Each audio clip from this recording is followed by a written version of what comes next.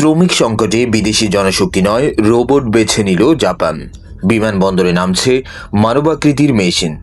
বিশ্বজুড়ে যখন জনসংখ্যা কমে যাওয়া ও শ্রমিক সংকট মোকাবিলায় অনেক দেশ বিদেশি কর্মী আনার পথ বেছে নিচ্ছে, তখন জাপান আবারও দেখালো ভিন্ন পথ। তারা লাখো বিদেশি শ্রমিক আমদানির বদলে ভরসা রাখছে প্রযুক্তি আর রোবটের উপর। এই সপ্তাহে জাপান এয়ারলাইন্স টোকিওর হানেদা বিমানবন্দরে উন্মোচন করেছে 130 সেন্টিমিটার উচ্চতার একটি রূপালী মানবাকৃতির রোবট।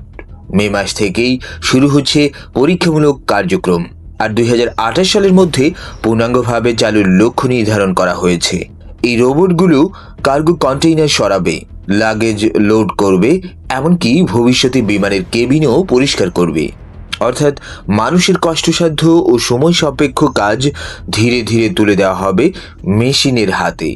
জাপান এয়ারলাইন্সের এক মুখপাত্র জানিয়েছেন, কর্মীদের উপর চাপ কমাতেই অটোমেশন বাড়ানোর পরিকল্পনা নেওয়া হয়েছে। যেখানে পশ্চিমা বিশ্বের অনেক সরকার বলছে জনশক্তির ঘাটতি পূরণে ব্যাপক অভিবাসনই একমাত্র সমাধান, সেখানে জাপান যেন উল্টো বার্তা দিল। সীমান্ত খুলে নয়, সমাজ বদলে নয়, প্রযুক্তি দিয়েই ভবিষ্যৎ গড়তে চায় জাপান।